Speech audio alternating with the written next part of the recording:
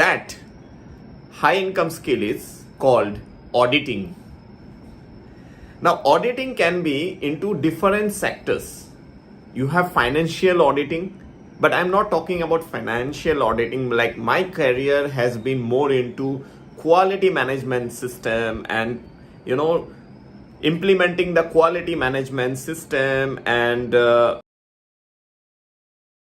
assurance and developing the quality standard in the companies and for the client, customers and the companies, so that they can uplift, like the companies can grow and uplift with a system that is internationally accepted, and this gives us a standard to follow. In auditing, like quality management, to talk something about auditing into quality management system. And auditing as a skill is a high income skill. Now, this basic concerns about the auditing acts for it works for every sector. Now, finance audit look for, but I have not I am not into that. I am into quality management system auditing, and there are various other sectors which can help you to grow in this sector, to learn this skill. So talking about auditing is like a sample check. It's in a very simple word. If I talk about auditing, it is sample check. Like, I think many of you like eating rice, and when you boil the rice, you do not eat the rice completely to find out whether the rice is boiled properly or cooked properly. You just take a sample, just a one piece of the rice, and you just you crush it to see that the rice is boiled or not, and that is called the sample check.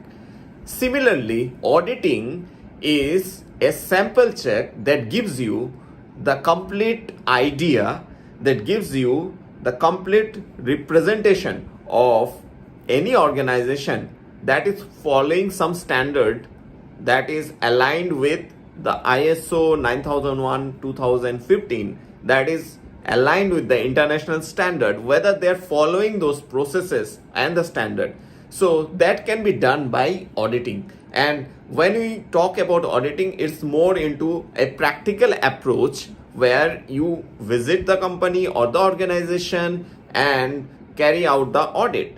How do you carry out the audit? Now, that's a process that you have to follow based on checking their documentation, checking their systems, whether they have a quality manual, whether they are following the quality manual, whether people are already aware of the mission or vision of the company, whether people are aware of the quality standard, what they are working at. So there are so many things like the quality policies, whether people are aware of the quality policies, whether companies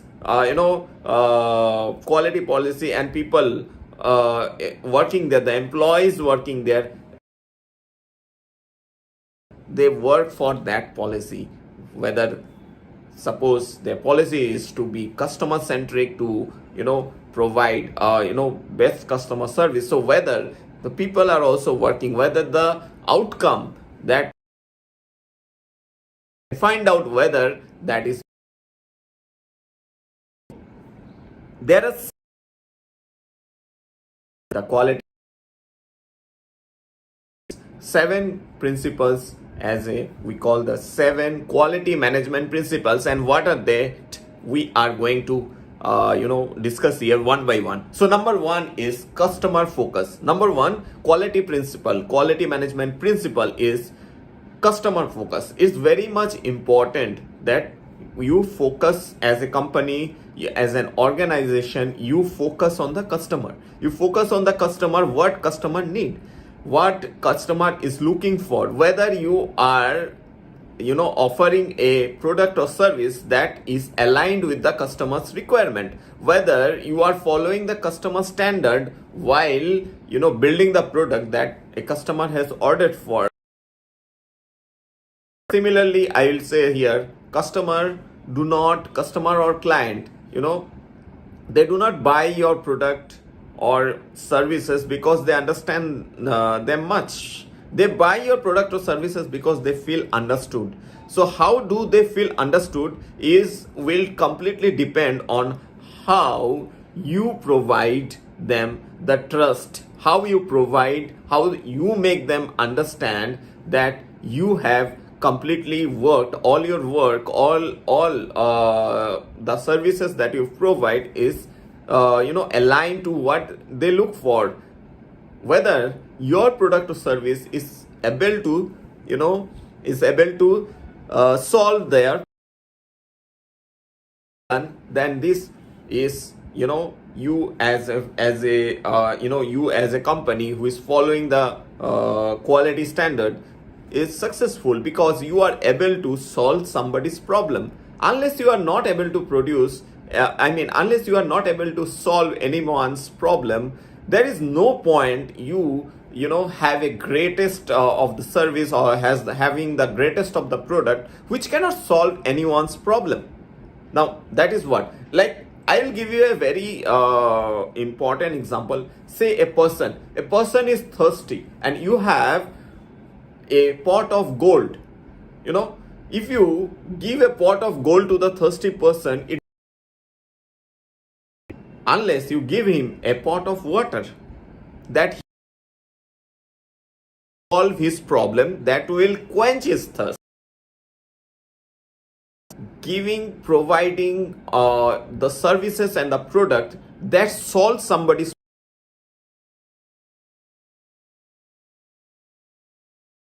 get, how do you understand? And then next one is leadership, of course.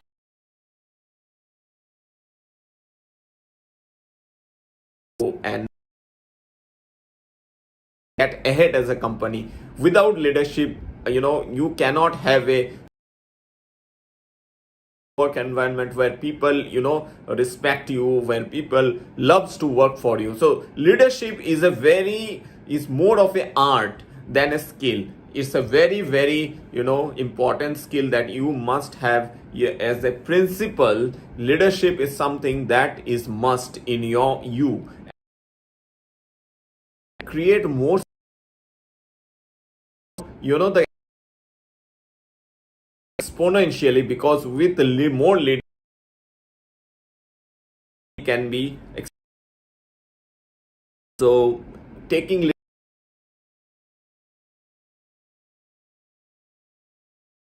the quality standard in terms of in terms of providing the services and product to the customer, in terms of solving the problem of the customer and client, is what is leadership.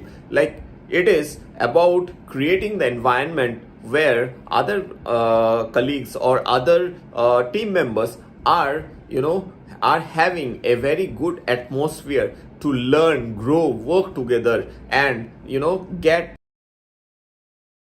like you someday. So you as a leader actually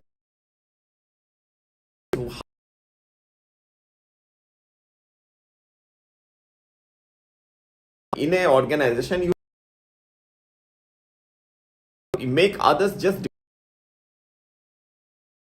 grow exponentially. And just imagine you create 10 more people like you, then that 10 more people can create more 10 people like them, and that is how the leader expand. The context of a leader also get expanded, and they can lead more and more, and that can be multiplied to many more people, and that is how a company grow. A business is being scaled, and that is how you can provide more better and better service to your customer and client. And that is how the principle of leadership is so much important. And then the third principle is engagement of people. So the biggest resource for any organization is the people. It's not the money, it's not the wealth, it's not the land you acquire. It's not that. It's not the machineries. It's the people, because the people are the greatest asset any organization have. Because if you can train and coach and mentor those people and make them as great leader who can and if you can upskill them to be able to carry out the standard of job that is being valued by the marketplace. Can you imagine how ahead, how big the context can be, how better the company can grow, in what extent, how much you will be in terms of an organization, and how much valued you will be for your customer and clients. So this is how you engage your people in your vision, your mission. When you have your vision and mission so much aligned, by, and that makes a lot of difference. That makes your organization grow. So that's number 3, that is engagement of people in your organization. And then number 4 is process approach. So anything you do in an organization, any you look for any result or outcome, it cannot happen without following a process. You cannot achieve or attain anything without following a process, or just by manipulating the process. If you think that you will take some of the shortcuts and just make the things faster and you can earn a lot of money, losing in that case, unless you follow the process. So quality management system, that is ISO 9001 2015, is all about developing a system, a process that can take your organization from where you are today and to where you want to be. See, any of the robust organization you see all around the world, like Apple or Microsoft or Google, they were just a small company someday, but they have grown exponentially just because they followed a process. They followed, it's not like somebody has used a magic wand on them.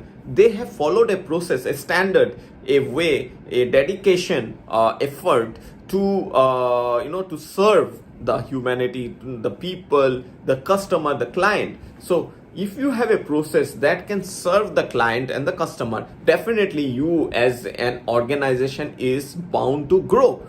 You are bound to scale your business if you follow the process. That is the standard. There are certain standards to be followed in order to do something. For example, I need to produce this product. This is a product. So in order to produce a product like this, I need to follow certain standard. So there must be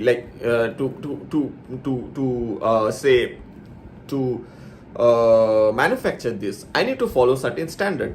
Unless if I don't follow any of the standard, say some environmental factor I need to take care about, say some kind of paint I need to use, and in certain condition, maybe the humidity I need to check for, maybe the temperature I need to check for, to have a better paper quality in this. So there may be various things that need to be followed, and that is following a process. Unless you follow the process, you don't actually get what you want to achieve, and that gives you a